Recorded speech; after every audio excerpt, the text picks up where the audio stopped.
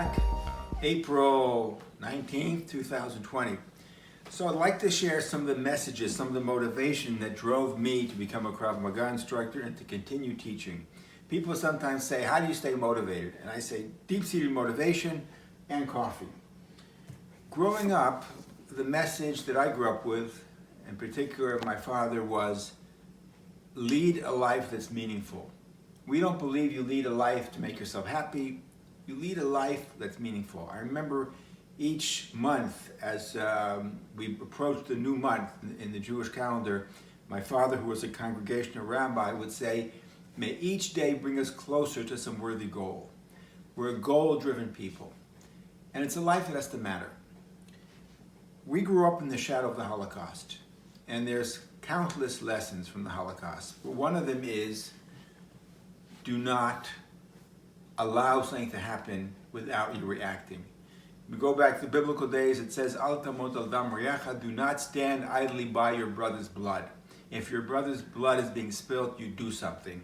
There are many books written about this. One of these books is called While 6 Million Died, and it shows the Statue of Liberty, which has the engraving on it by Emma Lazarus, who is a Jew, of course, and the hand is down because the Jews were not welcomed into America at this time.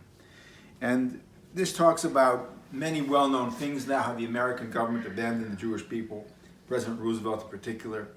But the message for us was what we can do for ourselves, not what others can do. And the idea was, how come the American Jewish leadership, the American Jews, didn't do more for the Jews of Europe at that time? We have the same message with the Jews of the Soviet Union. And I have books about that as well. I grew up when the Jews of the Soviet Union were not allowed to leave Russia and those areas, and we were constantly petitioning on their part. We were going to protest on their part. We were doing everything we can to let our people go. I remember we'd go to protest 1, 2, 3, 4, open up the iron door, 5, 6, 7, 8, let my people emigrate. I can say it without thinking. I've been to so many protests. I think I still have a newspaper clipping. I was in the news first time at the age of 15. Protesting the Russian Bolshoi ballet against when they toured America because of the policies against the Jews. But the message was, you do something, you take action. And that's where self-defense comes from. The idea that we have to do something to benefit, to defend ourselves, to defend our community, to defend others. You don't look for the outside to come and help. You have to do something yourself. You have to do something meaningful. If you look here, I have countless books. Many of them are about the Holocaust. Many of them are about Jewish resistance. Things that were the Jewish partisan movement, the Jews in Europe. This book here, Wanted, about Jewish terrorists, so to speak, fighting to get rid of the British mandate over Israel at the time. Jewish resistance, Jewish partisans in Lithuania. The revolt. Menachem Begin, future Prime Minister of Israel, his revolt to establish the State of Israel.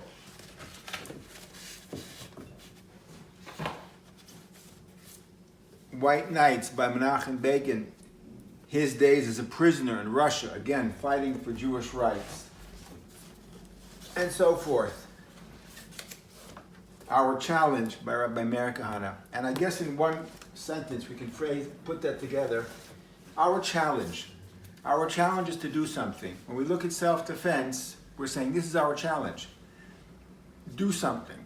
If God forbid somebody were to rush into this house with a knife or with a gun, are we ready? That's our challenge. Can we do something?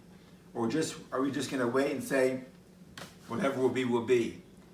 Self-defense begins with this idea, like I'm showing here, of a people that have suffered greatly, and to say enough is enough.